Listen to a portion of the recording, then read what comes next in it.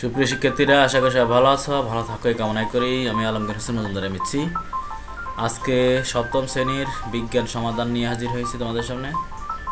অবশ্যই ভিডিওটি নাটের শেষ পর্যন্ত দেখবে এবং যারা আমার চ্যানেল নতুন অবশ্যই চ্যানেলটি সাবস্ক্রাইব করবে এবং পাশে থাকা বেল আইকন বাজিয়ে দেবে। তো দেখো, আমরা সপ্তম শ্রেণীর অ্যাসাইনমেন্ট, দ্বিতীয় অ্যাসাইনমেন্টের বিজ্ঞান এটি নিয়ে কথা বলবো। দেখো, আমরা প্রথমে প্রশ্নটি আমরা দেখে নিই। এ হচ্ছে প্রশ্নটি, একটি সৃজনশীল প্রশ্ন এবং দুটি সংক্ষিপ্ত প্রশ্ন আছে। নিশ্চয়ই তোমাদের হাতে এতক্ষণে প্রশ্নটি পৌঁছে গেছে। দেখো, আমরা এখানে প্রশ্নগুলো আছে, আমরা নেক্সট দেখার চেষ্টা করি। আমরা কভার পেজটি আমরা আমাদের মতো করে তৈরি করে নেব। এখানে একটি নমুনা দেওয়া আছে।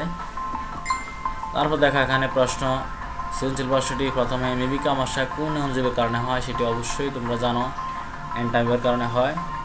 ব্যাকটেরিয়াকে আদিকোষী বলা হয় কেন? কারণ ব্যাকটেরিয়া হচ্ছে একটি এককোষী অণুবীক্ষণিক জীব, কারণ এর মধ্যে সুগঠিত নিউক্লিয়াস থাকে না, বিদায় এই কোষকে আদিকোষী জীব বলা হয়।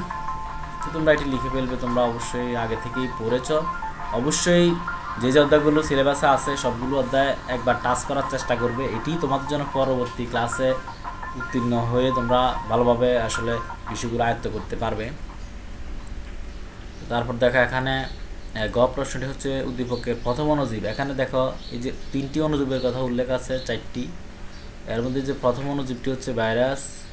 তো ভাইরাসে যেহেতু প্রথম অণুজীবটি উদ্ভিদে কোন কোন রোগ সৃষ্টি করে তা ব্যাখ্যা করার জন্য বলছে, তো আমরা প্রথম অণুজীবটি ভাইরাসের কথাই বলবো। তার প্রথম অণুজীবটি হচ্ছে ভাইরাস। তাহলে এইটি উদ্ভিদ দেহে কী কী রোগ সৃষ্টি করে আমি নিচে একটু ব্যাখ্যা করার চেষ্টা করেছি। এখানে মানবদেহ কিছু রোগ সৃষ্টি করে, এগুলো উল্লেখ করা হয়েছে। আবার উদ্ভিদ দেহে কিছু রোগ সৃষ্টি করে, যেমন ধানের টুংরো রোগ, বিশেষ করে তামাকের মোজাইক রোগ। এই দুটি রোগের নামই তোমাদের পাঠ্যবই উল্লেখ আছে। এখন মোজাইক রোগের আক্রমণে পাতা বিকৃত হয় এবং পাতা সবুজ হলুদ হয়ে যায়, কখনো বাদামি দাগও পড়ে। তারপর ধানের টুংরো রোগে আবার ধানের চারা গাছে আগে আক্রমণ করে এবং পাতা সবুজ ও হলুদ হয়ে যায়। তো পর্যায়ক্রমে এটি আসলে দ্রুতই ছড়িয়ে পড়ে সারা ধান খেতে। তো এটি অবশ্যই ধান খেতের জন্য খুবই মারাত্মক। দেখো, তারপরে প্রশ্নটি হচ্ছে উদ্দীপকের দ্বিতীয় অণুজীবটি অর্থনৈতিক গুরুত্ব। দ্বিতীয় অণুজীবটি এখানে দেখতে পাচ্ছ তোমরা নিশ্চয়ই, ব্যাকটেরিয়া। ব্যাকটেরিয়া অর্থনৈতিক গুরুত্ব আমরা এখানে ব্যাখ্যা করার চেষ্টা করেছি। এই যে দেখো, ব্যাকটেরিয়ার অর্থনৈতিক গুরুত্ব। চিকিৎসা ক্ষেত্রে অ্যান্টিবায়োটিক তৈরিতে ব্যাকটেরিয়া ব্যবহৃত হয়। ব্যাকটেরিয়া জিন প্রকৌশলের মূল ভিত্তি এবং কিছু কিছু ক্ষেত্রে জীবের কাঙ্ক্ষিত বৈশিষ্ট্য পাওয়ার জন্য জিনগত পরিবর্তন এটি ব্যবহার করা হয়।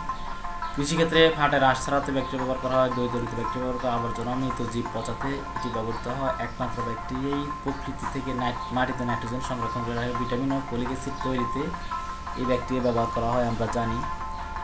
তো এই হচ্ছে আমাদের সৃজনশীল প্রশ্নটি। তারপর আমরা সংক্ষিপ্ত প্রশ্নগুলো দেখি। এখানে দুটি সংক্ষিপ্ত প্রশ্ন আছে। সংক্ষিপ্ত প্রশ্নের উত্তরগুলো আমি যতটুকু সম্ভব লিখে দেওয়ার চেষ্টা করেছি, তোমরা অবশ্যই একটু দেখে নেবে। আর বিশেষভাবে নির্দেশনা হলো, তোমরা নিজেদের মতো করে লেখার চেষ্টা করবে। আসলে আমাকে সরাসরি কপি করার প্রয়োজন নেই, নিজেদের মতো করে লেখার চেষ্টা করবে।